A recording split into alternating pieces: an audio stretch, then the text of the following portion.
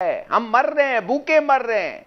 इस मुल्क में इंडस्ट्रियल 20 इंडस्ट्रियल जोन है जो बिल्कुल खाली है, कोई नहीं है उधर। सीपैक का चाइनीज का वो तो इंटरेस्ट ही कम हो गया है। मैं ये जानना चाहता हूं ये क्या हो रहा है भाई। इंडस्ट्रियल जोन जीरो, लोग, कोई कैपिटल नहीं आ रहा है इसलिए कि आपको इकोनॉमी हैंडल करने का ठीक नहीं। महंगाई मुसलसल बढ़ रही है। अगरचे हुकूमत की तरफ से ये दावे किए जाते हैं कि इकोनॉमी की सूरत हाल बेहतर हो रही है, लेकिन महंगाई बढ़ रही है। अब आप इस बात का अंदाज़ा लगाइए कि रमज़ान की आमद है। रमज़ान जिस महीने में शुरू हो रहा है वो अप्रैल है, और अप्रैल से पहले वाला महीना यानी मार्च, उसमें महंगाई 7 माह की बुलंद तरीन सतह पर रही। इदारा शुमारियात के मुताबिक मार्च में महंगाई 9.05% पर पहुंच गई। महंगाई इस वक्त महंगाई ने कमर तोड़ दी है। पहले कभी किसी हुकूमत में इतनी महंगाई नहीं थी जितनी पीटीआई की हुकूमत में। इमरान खान ने बोला था कि अगर महंगाई बढ़ेगी तो समझ लें कि हुक्मरान चोर है। एक वक्त की रोटी कमाना बहुत मुश्किल हो रहा है। फलों के रेट देख लें, सब्जियां हो गई, घी हो गई, दालें, चीनी गरीब के पहुंच से बहुत दूर हो गई। हर चीज के रेट बढ़े जा रहे हैं। अब ये पाकिस्तान का क्या बनेगा? आवाम तो भूखी मरेगी। ये हुकूमत की नाकाम पॉलिसियां हैं जिसकी वजह से ये महंगाई का मसला बहुत ज्यादा बढ़ गया है। मैंने इमरान खान को वोट दिया था, लेकिन अब मैं कभी उसको वोट नहीं दूंगा। नमस्कार दोस्तों, जय हिंद। स्वागत है आपका हमारे YouTube चैनल मिशन भारत में। पाकिस्तान ब्यूरो ऑफ स्टैटिस्टिक्स के हिसाब से पाकिस्तान में इतनी महंगाई हो गई है कि इन्फ्लेशन रेट 9% तक बढ़ गया है। खाने पीने की हर चीज़ में 10 से लेकर 50% तक महंगाई बढ़ गई है। गरीब आवाम परेशान हो गई है इस बढ़ती महंगाई से, और इमरान खान को भर भर के बद्दुआ दे रही है। इस वीडियो में पाकिस्तानी इकोनॉमिस्ट डॉक्टर फारूक सलीम के साथ ज़फ़र हिलाली और उनकी टीम इमरान खान की 2.5 साल की इकोनॉमिक पॉलिसीज़ और उनकी परफॉर्मेंस को एनालाइज करते हुए बता रहे हैं कि इमरान खान पाकिस्तान की इकोनॉमी और महंगाई को कंट्रोल करने में बिल्कुल फेल हो गया है। जब से इमरान खान की सरकार आई है, पाकिस्तान की इकोनॉमी बद से बदतर हो गई है। इमरान खान ने 3 सालों में 3 फाइनेंस मिनिस्टर को बदल दिया, लेकिन रिजल्ट बिल्कुल ज़ीरो है। इस वीडियो में इकोनॉमिस्ट डॉक्टर फारूक ने और काफ़ी इंटरेस्टिंग बातें बताई है पाकिस्तान की इकोनॉमी और बढ़ती महंगाई को लेकर।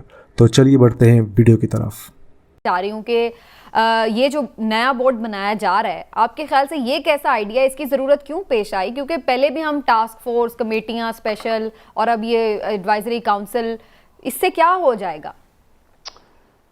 देखिए, आपने अपने इब्तदाई में जो बात की है कि सबसे इम्पोर्टेंट इशू जो है वो इस वक्त मईशत का है, और ये मईशत के सेक्टर में जो पैगाम जाता है आम आदमी को, ख़ास तौर पे सरमायादारों को, वो ये जाता है कि 32 महीने पीटीआई की हुकूमत के गुजर गए। तकरीबन 50% टाइम से ज़्यादा टाइम गुजर गया है। 60 महीने के लिए इनका मैंडेट है, और अभी तक हुकूमत जो है वो माशी टीम नहीं बना सकी। देखिए, रियासती कारोबार जब आपने चलाना है तो उसका वो कहलाता है एक प्रोजेक्ट लाइफ साइकिल। यानी कि आप पहले एक टीम बनाते हैं, फिर वो टीम बैठ के मंसूबा बंदी करती है, फिर उस मंसूबे के ऊपर अमल दरामद होता है, और फिर नताइज सामने निकलते हैं। तो अभी 32 महीने गुजरने के बाद, 50% टाइम गुजरने के बाद पीटीआई की हुकूमत अब टीम बना रही है। यानी कि आप अंदाजा कीजिए, अभी टीम बनेगी, फिर वो टीम बैठेगी, फिर वो मंसूबा बंदी करेगी, फिर उस मंसूबे के ऊपर अमल दरामद होगा, और फिर कई नताइज सामने आएंगे। लेकिन डॉक्टर साहब, पहले भी तो टीम बनाई थी ना इन्होंने, टास्क फोर्स बनाई थी जिसमें आप भी थे शुरू में शामिल, तो वो क्यों नहीं आगे? वो कहाँ गई? वो खत्म कब हो गई? उन्होंने किया क्या था? कुछ पता ही नहीं चला। अब ये नया एडवाइजरी काउंसिल बनने जा रही है। वो 4 दर्जन टास्क फोर्सेस बनाई गई थी, और अगर पहला साल आप देखें तो टेलीविजन भी उन 4 दर्जन टास्क फोर्सेस से भरा रहता था। अब कोई पता नहीं, आपने बात की कि कोई पता नहीं कि वो टास्क फोर्सेस कहाँ गई और क्या हुआ। तो मेरा एम्फेसिस ये था कि ये टाइम खत्म हो चुका हुआ है। अभी तक आप फेज 1 में अटके हुए हैं कि टीम की तश्कील दी जा रही है या रिकॉन्स्टिट्यूट किया जा रहा है। अब इकोनॉमिक एडवाइजरी बोर्ड, मेरा जाती कुछ तजुर्बा उससे रहा है, और वो जाती तजुर्बा कुछ ऐसा हुआ था कि 2013 में सुबह उठ के मैंने जब अखबार खोला है तो उसमें मेरा नाम दिया हुआ था कि मैं इकोनॉमिक एडवाइजरी काउंसिल का मेंबर बन चुका हूँ। मैंने अप्लाई भी नहीं किया था और मुझसे मशवरा भी नहीं किया गया।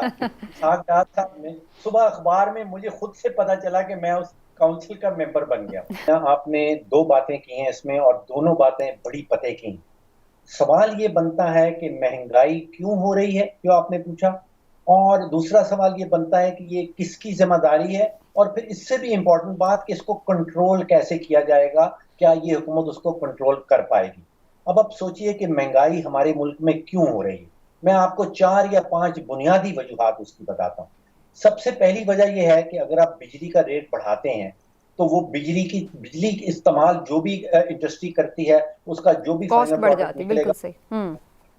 अब मैंने अपना 2.5 साल पुराना बिल निकाल के देखा है। 2.5 साल पहले मुझे बिजली की कीमत पड़ रही थी 11 रुपए का 1 यूनिट, सारे टैक्सेस शामिल करने के बाद। जो मैंने पिछले हफ्ते अपना बिजली का बिल दिया है वो 28 रुपए यूनिट दिया है। आप अंदाजा कीजिए 11 रुपए से 28 रुपए यूनिट। ये मेरे घर का बिल है। इंडस्ट्रियल रेट जो है वो भी इसी तरह बढ़ा है, गैस का रेट बढ़ा है, बिजली का रेट बढ़ा है, हुकूमत ने टैक्सेस का बोझ जो है वो बढ़ा दिया है। अच्छा, फिर कुछ हुकूमत की नाअहली आती है अदाद शुमार के हवाले से, यानी कि आपने चीनी आपके पास थी नहीं, आपने एक्सपोर्ट कर दी, उसके ऊपर एक्सपोर्टर मिसमैनेजमेंट, गलत प्लानिंग। उसके बाद फिर आपने महंगी चीनी, वही जो सस्ती चीनी पहले एक्सपोर्ट की थी, फिर महंगी चीनी आपने इंपोर्ट कर ली, तो ये तो हुकूमत की अपनी गलती है। इसी तरह गंदम के सेक्टर में यही उन्होंने किया, स्मगलिंग भी हो जाती है, जखीरा अंदोज़ी भी हो रही है, एक्सपोर्ट भी कर दी जाती है और अपने मुल्क में वो है नहीं। हमने पब्लिक सेक्टर को अगर दुरुस्त कर दिया, पब्लिक सेक्टर का मतलब ये है कि PIA, Pakistan railways, Pakistan steel, उसको दुरुस्त कर दें, आप 1800 अरब वहां से बचा सकते हैं। आप उसका मुकाबला कीजिए कि 1200 अरब रुपए का हमारा सालाना डिफेंस का बिल है, दिफा का बिल, तो 18 हमारा दिफा का बिल तो मुफ्त में निकल आता है अगर हम अपने पब्लिक सेक्टर को ठीक कर दें। इसी तरह कोई $2.5 अरब की गैस, समीना अंदाजा करें, $2.5 अरब की गैस चोरी हो रही है इस मुल्क के अंदर, और हमने पिछले साल $2.5 अरब दे दिया है कतर को उनसे गैस लेने के लिए। यानी कि अगर अपने मुल्क के अंदर आप चोरी खत्म कर लें तो आपको कतर को $2.5 अरब तो देना ही नहीं पड़ेगा। अब आप सोचिए कि 22 करोड़ पाकिस्तानी मिलके 4000 अरब का टैक्स जमा करते हैं हुकूमत की तिजोरी में, और हुकूमत क्या करती है उस 4000 अरब से 1800 अरब डबो देती है PIA, पाकिस्तान स्टील और अपने इदारों के अंदर, 1000 अरब डबो देती है बिजली के सेक्टर के अंदर। तो आप और मैं और बाकी 22 करोड़ पाकिस्तानी पूरा महीना मेहनत करें और फिर टैक्स हुकूमत की तिजोरी में जमा करवाएं, और हुकूमत वो उठा के जो है वो खसारे में डबो देती है। हम सिर्फ ये कह रहे हैं कि ये खसारा खत्म कर दे हुकूमत। इस वक्त आप सोचिए कि पाकिस्तान एक ऐसा मुल्क है जिसके ऊपर सबसे वजनदार बोझ जो है, सबसे ज्यादा वजन जो बोझ है वो हुकूमत खुद है, यानी कि इस मुल्क का सबसे बड़ा बोझ जो है वो हुकूमत खुद बनी हुई है। तो हुकूमत अपने अंदर बड़ा अच्छा कहा। अच्छा डॉक्टर साहब, आप उसको बड़ा अच्छा कहा आपने। अच्छा देखिए, मैं हेलो डॉक्टर साहब, जी आपने बहुत ही अच्छा कहा। अब आपको मैं पूछना ये चाहता हूं, PIA और ये steel mill, this is a millstone round our necks, इसके ऊपर 32 महीने में कोई नए बोर्ड्स नहीं बन सके। इन बोर्ड्स को पावर दे और tell them to get a move on, खत्म करो, बेचो इसको। किसके लिए प्रिजर्व करके रखा है? हम मर रहे हैं, भूखे मर रहे हैं। इस मुल्क में इंडस्ट्रियल 20 इंडस्ट्रियल जोन है जो बिल्कुल खाली है, कोई नहीं है उधर। CPEC का, चाइनीज का वो तो इंटरेस्ट ही कम हो गया है। मैं ये जानना चाहता हूं ये क्या हो रहा है भाई? इंडस्ट्रियल जोन 0 लोग, कोई कैपिटल नहीं आ रहा है, इसलिए कि आपको इकोनॉमी हैंडल करने का ठीक नहीं। आपने बिल्कुल पते की बात की और बहुत जबरदस्त बात की। आप सोचिए कि कोई सेक्टर पाकिस्तान का निकाल लें जिसमें हुकूमत पाकिस्तान की मुदाखलत हो, उस सेक्टर का बेड़ा गर्क हो जाता है। आप देख लीजिए कि सीमेंट में अगर आपके पास स्टील मिल हुकूमत के पास जाती है वो नुकसान करती है, PIA अगर एयरलाइन कंपनी हुकूमत के पास जाती है नुकसान करती है, गंदम में हुकूमत खुद उसकी सपोर्ट प्राइस फिक्स करती है, वो खुद से सारी आटे की मिलों को कोटा देती है, और गंदम का हाल उसने बेड़ा गर्क कर दिया। गन्ने की सपोर्ट प्राइस हुकूमत खुद फिक्स करती है। इन अगर हुकूमत निकल जाए इन सब से, देखिए नुस्खे जो हैं वो इतने कोई कॉम्प्लिकेटेड नहीं है। चीनी के हवाले से देख लें कि चीनी 55 रुपए किलो बिक रही थी आज से कोई 1.5 साल पहले। 22 करोड़ पाकिस्तानी जो हैं वो मिलके तकरीबन 200-250 अरब रुपया खर्चते थे और अपनी पूरी चीनी की रिक्वायरमेंट पूरी कर लेते थे। अब वो पहुंच गई है 100 रुपया। वो बात कहाँ से कहाँ, सही कह रहे हैं।